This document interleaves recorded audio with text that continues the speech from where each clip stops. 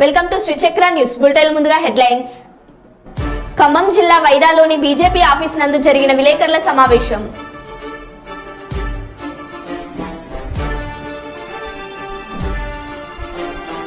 పట్టుబడిన అంతర్రాష్ట్ర చిరుతపులి చర్మ స్మగ్లర్లు.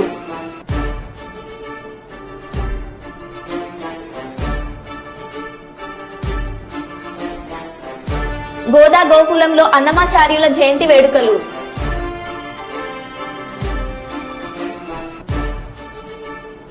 వీర బ్రహ్మేంద్ర స్వామి 37వ ఆరాధన మహోత్సవం. ఇక వివరాల్లోకి వెళ్తే, తాళ్లపాక అన్నమాచార్యులు 616 జయంతి వేడుకలు ఈ నెల వైశాఖ పూర్ణిమ గురువారం 23న కర్నూలు శివార్లోని గోదా గోకులం నందు అత్యంత భక్తి శ్రద్ధలతో తిరుమల తిరుపతి దేవస్థానంలో అన్నమాచార్య ప్రాజెక్టు కర్నూలు జిల్లా కళాకారులచే బృందగానం, అన్నమాచార్య జీవిత చరిత్ర, హరికథ, నృత్య నీరాజనం తదితర కార్యక్రమాలు ఏర్పాట్లు చేస్తున్నట్లు గోదా గోకులం వ్యవస్థాపక అధ్యక్షులు మారం నాగరాజ్ గుప్తా తెలిపారు. ఈ సందర్భంగా వారు మాట్లాడుతూ 32,000 సంకీర్తనలతో కలియుగ ప్రత్యక్ష దైవమైన శ్రీనివాసుని సేవించి తాను తరించడమే కాకుండా నాటి నుండి నేటి సమాజం వరకు ఎందరికో భక్తి మార్గాన్ని చూపిన అన్నమయ్యను సేవించుకోవడం మన అదృష్టంగా భావించాలని అన్నారు. వైశాఖ పూర్ణిమ గురువారం రోజు అన్నమాచార్యుల వారి జయంతి ఉత్సవాలు మన గోదా గోకులంలో వైభవంగా జరప సంకల్పించాము. 616వ జయంతి. ఇప్పుడు ఆ శ్రీనివాసుని కలియుగ దైవం అంటే వెంకటేశ్వర స్వామిని 32,000 కీర్తనలతో కీర్తించి వారు ధరించి అప్పటి నుండి ఇప్పటి వరకు ఏ సమాజంలో ఉన్నటువంటి ప్రతి ఒక్కరికి కూడా తరింపజేసేటువంటిలాగా భక్తితో ఆర్తితో వారు రాసినటువంటివి మనసారా మనం కీర్తిస్తే భగవంతుడు ప్రత్యక్షమవుతాడు. ఇప్పుడు మనకు కూడా అలాగా వారు చేసి ఎంతో రుణపడి ఉన్నాం వారికి. వారి రుణం కొద్దిగా తీర్చుకోవడం కోసం మనము వారిని మతికి చేసుకుంటూ ఈ జయంతి ఉత్సవాలను జరుపుకుంటున్నాము. కర్నూలు జిల్లా అన్నమాచార్య ప్రాజెక్టు కళాకారుల వారిచే ఈ సంకీర్తన కార్యక్రమాన్ని ఏర్పాటు చేశాము. ఉదయం ఆలయ ప్రాంగణంలో నగర సంకీర్తన చేసుకొని పూజాది కార్యక్రమాలు ముగించుకొని బృందగానం ప్రథమంగా చేసుకుంటున్నాము. ఉదయం 9 గంటల నుండి 1 గంట వరకు ఈ కార్యక్రమాలు ఉంటాయి. బృందగానం అనంతరము హరికీర్తన చందనం అనేటువంటి ఈ అన్నమాచార్య సంకీర్తనలు పాడతారు. తర్వాత అన్నమాచార్య వారి జీవిత చరిత్ర గురించి హరికథామృతము కూడా ఏర్పాటు చేయడం జరిగింది. దాని తర్వాత నృత్య నీరాజనం అని నాట్యం ద్వారా కూడా ఆ అన్నమాచార్య వారికి నీరాజనం హారతులు పలకడం జరుగుతుంది. ఆ తదుపరి మహాప్రసాదం కూడా ఏర్పాటు చేయడం జరిగింది. కావున ఈ భక్తులందరూ కూడా అందరూ రావాలనని మా విన్నపము. ఈ గోదా గోకులంలో సభ్యులందరం కూడా కలిసి ఈ ఏర్పాట్లు చేసుకున్నాము. జై శ్రీమన్నారాయణ. కరీంనగర్ జిల్లాలోని కొత్తపల్లి మండలంలోని కొత్తపల్లి ఎంఆర్ఓకు వినతి పత్రం సమర్పించిన కొత్తపల్లి బీజేపీ పార్టీ నాయకులు. ఈ సందర్భంగా BJP parliament convener Boinapalli Praveen Rao మీడియాతో మాట్లాడుతూ రాష్ట్రంలోని కాంగ్రెస్ ప్రభుత్వం రైతు సమస్యలు తమకు పట్టవు అన్నట్లు వ్యవహరిస్తుందని, ముఖ్యంగా ఆ శాఖ మంత్రి తుమ్మల నాగేశ్వరరావుకు అకాల వర్షాలతో నష్టపోయిన రైతులకు భరోసా కల్పించి వారి సమస్యలను పరిష్కరించాలనే చిత్తశుద్ధి లేకపోవడం దారుణమని, వ్యవసాయ మంత్రిగా తుమ్మల ఏం చేస్తున్నారని ప్రశ్నించారు. రైతాంగ సమస్యలపై ఈరోజు కరీంనగర్ పార్లమెంట్ నియోజకవర్గంలోని కొత్తపల్లి మండల శాఖ ఆధ్వర్యంలో కొత్తపల్లి మున్సిపాలిటీ మరియు కొత్తపల్లి మండల శాఖ ఆధ్వర్యంలో సంబంధిత రెవెన్యూ అధికారి గారికి మేము స్థానికంగా ఎదుర్కొంటున్న రైతాంగ సమస్యలపైన ఇవాళ మేము వినతి పత్రం ఇవ్వడం జరిగింది. కాంగ్రెస్ ప్రభుత్వం ఏర్పడేక ముందు మేము 500 రూపాయల బోనస్ ఇస్తాము ప్రతి కింటానుకు, అదే రకంగా రైతులకు రుణమాఫీ చేస్తామని ప్రగల్భాలు పలికి కాంగ్రెస్ ప్రభుత్వం ఏర్పడిన తర్వాత కనీసం రైతుల గురించి మాట్లాడిన సోయి లేనటువంటి రేవంత్ రెడ్డి ప్రభుత్వం ఇప్పటికైనా కళ్ళు తెరిచి రైతులకు చేయాల్సినటువంటి న్యాయాన్ని చేయకుండా కనీసం వ్యవసాయ శాఖ మంత్రి ఎక్కడున్నాడు, ఉన్నాడా లేడా, ఈ రాష్ట్ర ప్రభుత్వంలో వ్యవసాయ శాఖ మంత్రి అనే వ్యక్తి ఉన్నాడా లేడా అనేటువంటి విషయాన్ని స్థానికంగా ఉన్నటువంటి నాయకులు ఎన్నిసార్లు ప్రశ్నించినప్పటికీ కూడా రైతాంగ సమస్యలపై ప్రశ్నించాల్సినటువంటి రైతు సంక్షేమ శాఖ మంత్రిగా పేరు తెచ్చుకున్నటువంటి నామా నాగేశ్వరరావు గారు, తుమ్మల నాగేశ్వరరావు గారు కనీసం స్పందించకుండా, తుమ్మల నాగేశ్వరరావు గారు అసలు ఉన్నారా లేరా, బ్రతికున్నాడా లేడా తుమ్మల నాగేశ్వరరావు గారు, రైతాంగ సమస్యలపై రైతులు ఇంత పెద్ద ఇబ్బందులకు గురవుతూ ఉంటే ఒక్కరోజు కూడా నాగేశ్వరరావు గారు ఎక్కడ పర్యటించినటువంటి దాఖలాలు లేవు. తన సొంత జిల్లాలో కాదు, ఏ జిల్లాలో రాష్ట్ర వ్యాప్తంగా తుమ్మల నాగేశ్వరరావు గారు అసలు బ్రతికున్నాడా అనేటువంటి అనుమానం, అసలు క్యాబినెట్లో కొనసాగుతున్నాడా కొనసాగట్లేదా, వాళ్ళ ఇంటర్నల్ సమస్యలతోటి మంత్రిగా కొనసాగట్లేదా, రైతుల పక్షాన ఉంటాడా ఉండడా అనేటువంటి విషయాన్ని తుమ్మల నాగేశ్వరరావు గారు స్పష్టం చేయాల్సిన అవసరం ఉంది. లేని ఎడల తుమ్మల నాగేశ్వరరావు గారు ఎక్కడ పర్యటించినా కూడా రేపటి నుండి అవసరమైతే అడ్డుకుంటాము అని బీజేపీ పక్షాన డిమాండ్ చేస్తున్నాం. చిత్తూరు జిల్లా కుప్పం శ్రీ ప్రసన్న ముత్తుమారమ్మ అమ్మవారిని ఈ రోజు అమ్మవారు అగ్నిగుండం భారీ వర్షంలోని అమ్మవారిని అగ్నిగుండం తిప్పినారు. ఆలయ కమిటీ, ఆలయ ఈవో మరియు పూజారి బృందం జరిగినది.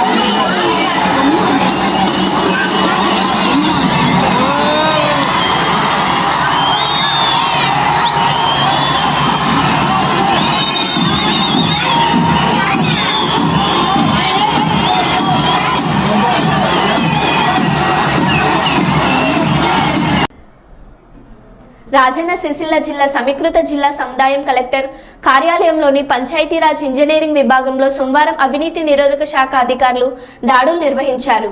పంచాయతీరాజ్ ఇంజనీరింగ్ శాఖలో సీనియర్ అసిస్టెంట్గా విధులు నిర్వహిస్తున్న జోగినపల్లి భాస్కర్రావు 7,000 లంచం తీసుకుంటుండగా రెడ్ హ్యాండెడ్గా ఏసీబీ అధికారులు పట్టుకున్నారు. రాజన్న సిరిసిల్ల జిల్లా గంభీరావుపేట మండలం లింగన్నపేట గ్రామానికి చెందిన కాంట్రాక్టర్ వెంకటేష్ సుమారుగా 4.5 లక్షలతో నిర్మించిన శ్మశాన వాటిక కాంపౌండ్ వాల్ బిల్లు కోసం 4 నెలలుగా తిప్పుతూ చీఫ్ ప్లానింగ్ అధికారికి పంపించడం కోసం 8,000 రూపాయల లంచం డిమాండ్ చేశారు. దీంతో వెంకటేష్ ఏసీబీని ఆశ్రయించినట్లు ఏసీబీ డీఎస్పీ వివి రమణమూర్తి తెలిపారు. అనంతరం ఏసీబీ అధికారులు పథకం ప్రకారం వల వేయడంతో సోమవారం 7,000 రూపాయల నగదు తీసుకుంటుండగా ఏసీబీ అధికారులు రెడ్ హ్యాండెడ్గా భాస్కర్ రావును పట్టుకున్నారు. భాస్కర్ రావును అరెస్టు చేసి కరీంనగర్ ఏసీబీ ప్రత్యేక న్యాయస్థానంలో హాజరుపరుస్తున్నట్లు డీసీపీ తెలిపారు. జిల్లా గారి కార్యాలయంలోని సీనియర్ అసిస్టెంట్ గారు జోగినపల్లి భాస్కర్ రావు గారు 7,000 రూపాయలు లంచం తీసుకుంటూ ఏసీబీకి పట్టుబడినారు. బాధితుడైన వెంకన్న ఈయన గ్రామము లింగన్నపేట గంభీరావుపేట మండలము. ఈయన 2021 నుండి స్టార్ట్ చేసి 1.5 ఇయర్స్ క్రితము కబరస్థానికి కాంపౌండ్ వాల్ నిర్మించినాడు. 4,35,000 రూపాయలు విలువ గల కాంపౌండ్ వాల్ని నిర్మించాడు. అటు పనికి సంబంధించి ఎండి మరియు ఫైల్ని ఈ గారి ముందు పెట్టి ఈ గారి సంతకాలు తీసుకుని చీఫ్ ప్లానింగ్ ఆఫీసర్ గారికి పంపించడం కోసం 8,000 రూపాయలు లంచం డిమాండ్ చేశారు.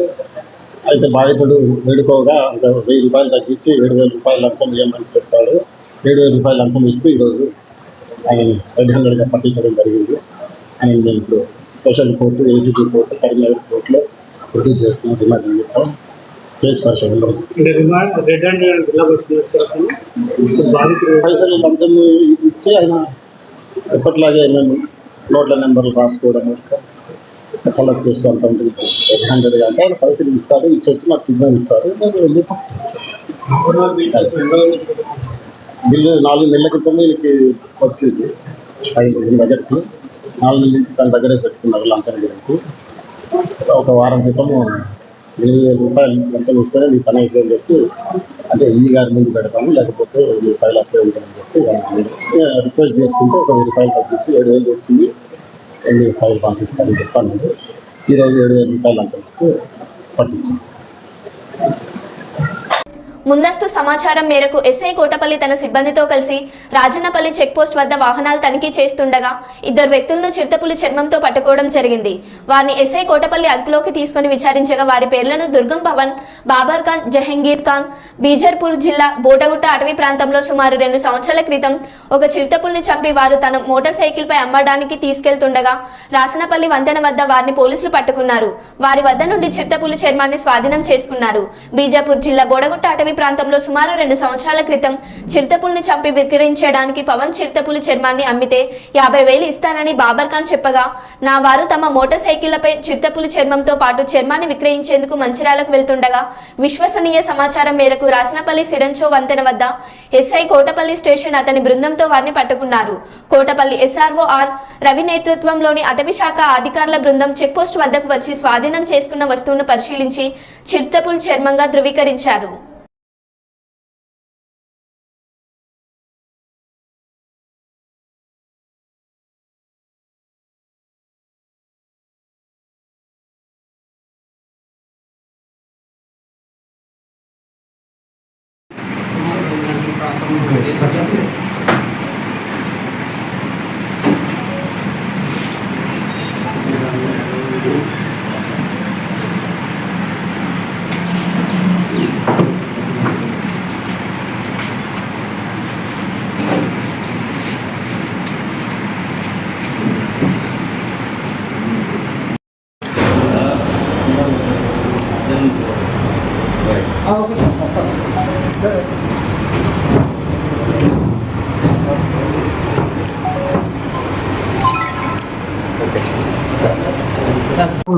ఏసీపీ జైపూర్ గారు ఇన్ఫామ్ చేశారు.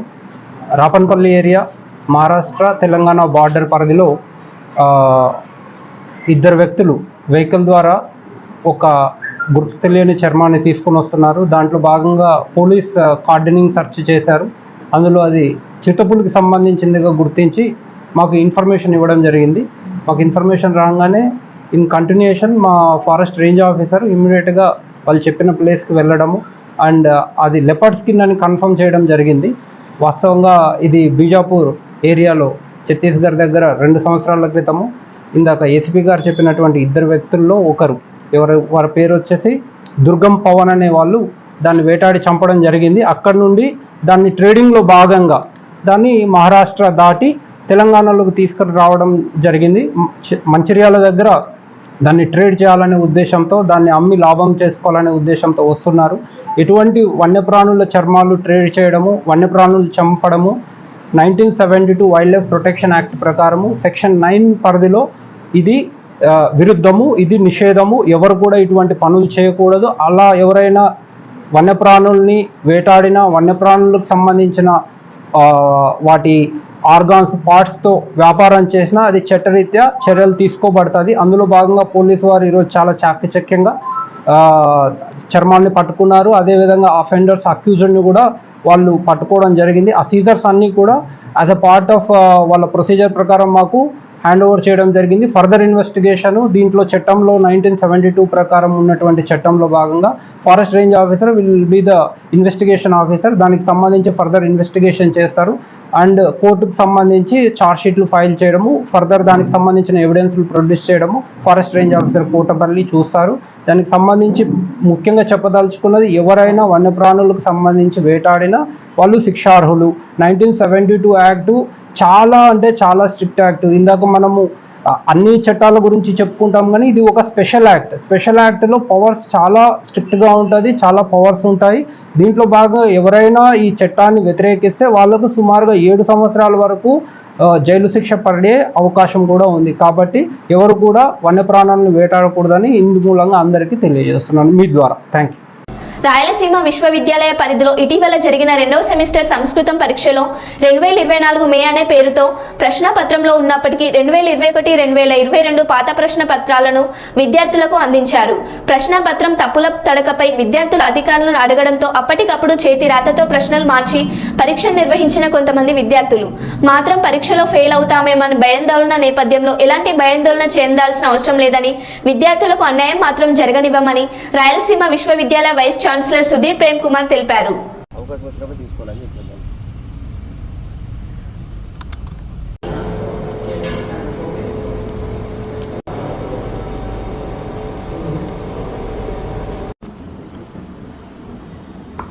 పేరు ప్రొఫెసర్ ఎన్టీకే నాయక్. నేను రాయలసీమ యూనివర్సిటీలో రెక్టర్గా పనిచేస్తున్నాను. అలాగే రాయలసీమ యూనివర్సిటీ ఆర్ట్స్ కాలేజ్ ప్రిన్సిపల్గా కూడా ఉన్నాను. ఈ పరీక్షలకు సంబంధించినగా మన జరిగిన సెకండ్ సెమిస్టర్లో సిలబస్ తేడా ఉందని, క్వశ్చన్లు సరిగా లేవని విద్యార్థులు పత్రికల ద్వారా చెప్పడం జరిగింది. దానిపైన మా కంట్రోలర్ ఎగ్జామినేషన్ క్లుప్తంగా మీకు వివరించారు. ముందు ఇలాంటి జరగకుండా యూనివర్సిటీ ఇప్పుడే యూనివర్సిటీని ఇలాంటి న్యూస్లు కవర్ చేస్తూ ఉండడం వలన తల్లిదండ్రులను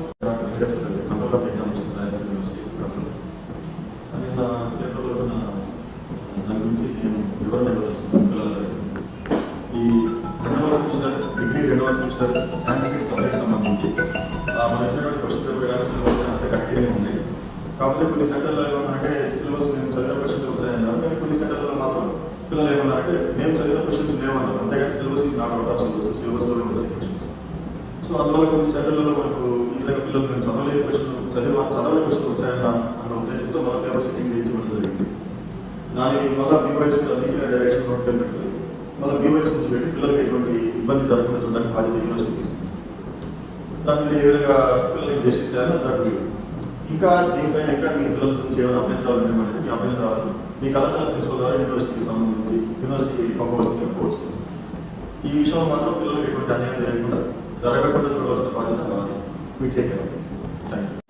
ఈ సబ్జెక్టుతో పాటు అట్లా యూనివర్సిటీ ఉద్యోగులు ఇలా డబ్బులు అడుగుతున్నారు అని అట్లా ప్రచురించడం జరిగింది. ఆ పరంగా మీ దగ్గర ఎవరైనా యూనివర్సిటీ ఉద్యోగులు ఎవరైనా సరే అటెండర్ నుంచి హై ఆఫీసర్ వాళ్ళు ఎవరైనా మీరు డబ్బులు అడిగిన ప్రూఫ్ ఏదైనా ఉంటే మీరు చొక్కబడుతూనే ఇట్స్ రైట్. అంతేగాని ఈ విధంగా పర్టికులర్ వ్యక్తి మీద నిందలు కరెక్ట్ కాదు. మీరు అది గ్రహించి అందరూ ఎవరైనా యూనివర్సిటీకి సహకరించండి. ఎవరైనా తప్పు చేశారంటే మీరు వచ్చి అడగండి, డీసీ గారికి ఎవరికైనా కంప్లైంట్ చేయండి, లేదా గవర్నమెంట్ అథారిటీస్ ఎవరైనా కంప్లైంట్ చేయండి. కానీ ఒక పర్టికులర్ వ్యక్తిని ఎటువంటి ప్రూఫ్ లేకుండా తీసుకున్నారని మాత్రం నిందించడం కరెక్ట్ కాదని ఆలోచిస్తుంది. అందుకని పథకంగా ఈ న్యూస్ ద్వారా బీఆర్కే బిజీ ద్వారా అదని నేను కోరుకుంటున్నాను. నిందలు చేయదు, ప్రూఫ్ ఉంటే you can take action and you complaint area authorities, collector level, governor గారికి ఎవరికైనా ఏ గవర్నమెంట్ ఉద్యోగం మీరైనా మీరు కంప్లైంట్ చేయడానికి మీకు రైట్స్ ఉంటాయి. అంతేగాని నిందలు మాత్రం చేయొద్దని నేను కోరుకుంటున్నాను. మొన్న విద్యా సంవత్సరం డిగ్రీలో ఏంటంటే మనం సీట్ కవర్లో వస్తాయి. ప్రతి సెంటర్కి సంబంధించిన యూనివర్సిటీ అనేది ఏ కవర్ని కూడా ఓపెన్ చేయాలి. రెస్పెక్టివ్ సెంటర్స్కి వెళ్ళిపోయిన తర్వాత పరీక్షకి ఒక పావు గంట ముందు ఓపెన్ చేస్తారు. ఎప్పుడైతే అందులో తేడా అని వాళ్ళు అనుకుంటున్నారో అది గమనించిన వెంటనే మా కంట్రోల్ ఆఫీసర్ దృష్టికి వచ్చాయి. పిల్లలకి ఎటువంటి ఇబ్బంది కలగదు. మనం యాక్చువల్గా ఏం చేస్తామంటే ఈ స్కీమ్ ఆఫ్ వాల్యుయేషన్లో బోర్డ్ ఆఫ్ స్టడీస్ని కాన్ఫరెన్స్ చేసి అలాగే అక్కడ సబ్జెక్ట్ ఎక్స్పర్ట్స్ ఒపీనియన్ తీసుకుని పిల్లలకి ఎటువంటి అన్యాయం జరగకుండా చూస్తారు. విశ్వవిద్యాలయంలో పరీక్షల విభాగంలో అన్నీ కూడా ట్రాన్స్పరెంట్గా చేస్తున్నారు. బీసీ గారు వచ్చిన తర్వాత అందరికీ బాధ్యతలు అప్పచెప్పారు. ఇప్పుడు ఈ కరీంనగర్ పట్టణ కేంద్రంలో దళిత సంఘాల ఐక్యవేదిక ఆధ్వర్యంలో కరీంనగర్ ప్రెస్ క్లబ్ లో ప్రెస్ మీట్ నిర్వహించారు. రామగుండంకు చెందిన ముస్లిం యువతిని ప్రేమించాడని కారణంతో దళిత యువకునిపై రేగుర్తి గ్రామంలో దాడి చేసి విచక్షణ రహితంగా కొట్టి అక్కడ టీఆర్ఎస్ నాయకుడు రహీం ఆదేశాలతో కరీంనగర్ పట్టణంలో గల ఎంఐఎం నాయకుడు అబ్బాస్ సమీ ఇంటిలో యువకుడిని మరియు యువతిని బంధించి అబ్బాస్ సమీ మరి అతని అనుచరులు అతి దారుణంగా అబ్బాయిని చిత్రహింసలు గురిచేసి కులం పేరుతో దూషించిన నా ఘటనలో అబ్బాస్ సమీ మరి అతని అనుచరులపై చట్టపరమైన కఠిన చర్యలు తీసుకోవాలని ఈ సందర్భంగా తెలియజేశారు.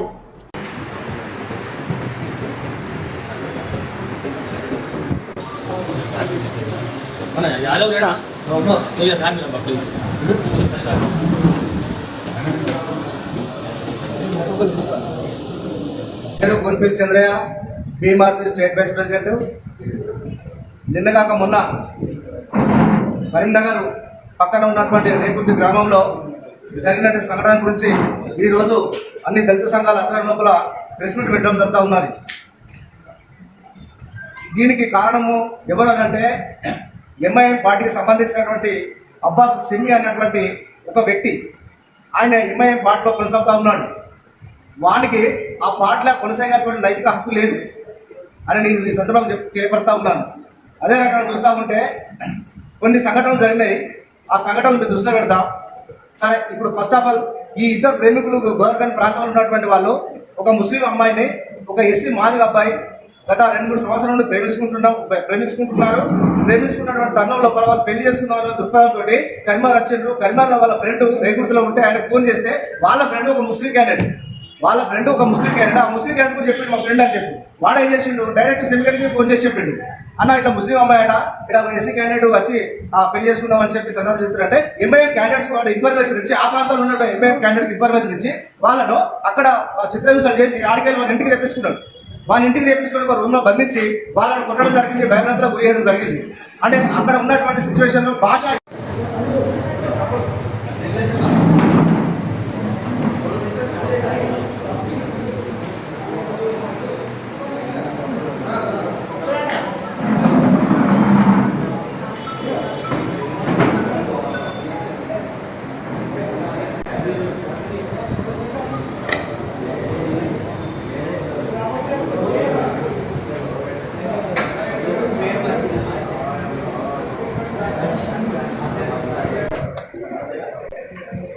గత 2 రోజుల క్రితం కరీంనగర్ పట్టణం రేకుర్తిలో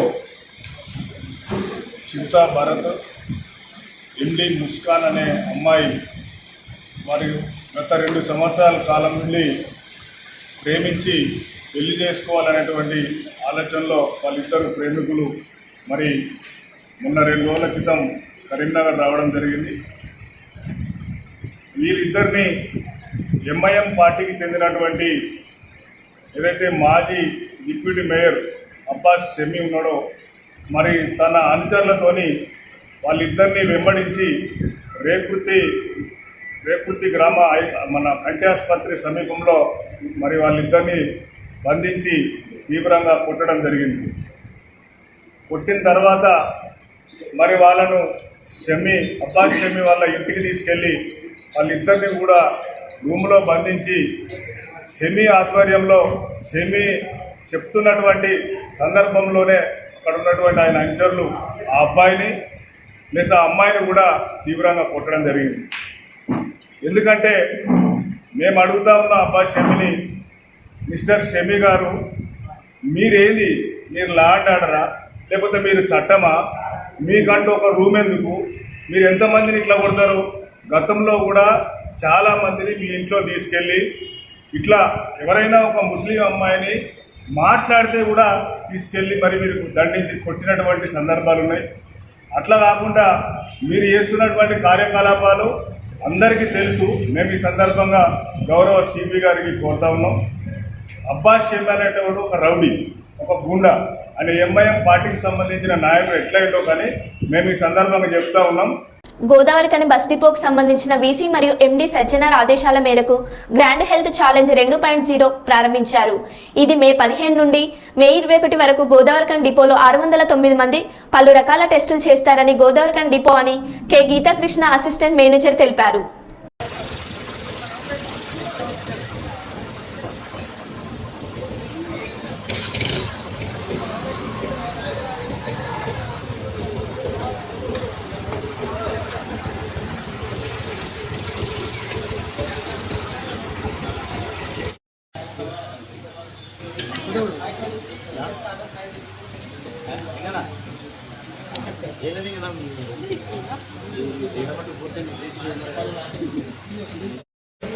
అందరికీ నమస్కారం.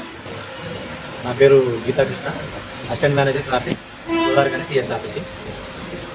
గ్రాండ్ హెల్త్ ఛాలెంజ్ అనే కార్యక్రమం మన గోదావరికని డిపోలో మే 15 నుంచి మే 21 వరకు ఈ క్యాంపు నడపడం జరుగుతున్నది. గౌరవ బీసీ అండ్ ఎండీ గారు శ్రీ సజ్జనార్ గారి ఆదేశానుసారం ఆర్టీసీ కార్మికులు, ఉద్యోగులు ఎవరైతే ఉన్నారో డ్రైవర్లు, కండక్టర్లు, మెకానిక్లు, సూపర్వైజర్సు మరియు హైర్ బస్ డ్రైవర్లతో సహా అందరికీ కూడా, ఆర్టీసీ ఎంప్లాయీస్ అందరికీ మరియు హైర్ బస్ డ్రైవర్లందరికీ కూడా మెడికల్ చెకప్ ఈ క్యాంప్ ద్వారా చేయడం జరుగుతుంది. ఇది ఫ్రీ హెల్త్ చెకప్ అండి. ఈ చెకప్ గురించి మనకి హైదరాబాద్కి చెందిన సంస్థ ఎంఎస్ కాల్ హెల్త్ వాళ్ళ యొక్క మెడికల్ క్యాంపు టీంని మన కాడికి పంపించి గోదావరికని డిపోలో 6 రోజుల క్యాంప్ అండి. ఇది 6 రోజుల్లో సుమారు 609 మందికి ఈ ఫ్రీ హెల్త్ చెకప్ చేయడం జరుగుతుందండి. ఈ హెల్త్ చెకప్లో ఫస్ట్ బ్లడ్ ప్రెషర్ చెక్ చేస్తారు, షుగర్ లెవెల్స్ చెక్ చేస్తారు, హైట్ చెక్ చేస్తారు, ఐసైట్ చెక్ చేస్తారు. తర్వాత బ్లడ్ టెస్ట్లో 5 రకాలు, మళ్ళీ haemoglobin, random glucose test, kidney functioning test, liver functioning test మరియు ఇంకొకటి వచ్చేసి కొలెస్ట్రాల్ లెవెల్స్, ఇవన్నీ కూడా చెక్ చేయడం జరుగుతుందండి. అలాగే ఐసైట్, హైట్ కూడా చెక్ చేయడం జరుగుతుంది. దాదాపు ఈ రోజు వరకు కూడా 609 మందికి గాను సుమారు 530 మంది ఈరోజు 5వ రోజు అయిపోయారండి. ఇంకొక 78 మంది, 79 మంది రేపు లాస్ట్ రోజు గోదావరికని డిపోలో రేపటితోటి ఇక్కడ ఈ క్యాంపు కంప్లీట్ అవుతుంది. ఇంత మంచి కార్యక్రమం ఇది నిర్వహించినందుకు గాను, దీనికి సహకరించినందుకు గాను కాల్ హెల్త్ వాళ్ళ మెడికల్ టీంకి ధన్యవాదాలు తెలియజేస్తూ, అలాగే ఇటువంటి కార్యక్రమం పెట్టిన మా టీఎస్ఆర్టీసీ యాజమాన్యానికి మేము ధన్యవాదాలు తెలియజేస్తూ అందరికీ కూడా థ్యాంక్స్, ధన్యవాదాలు.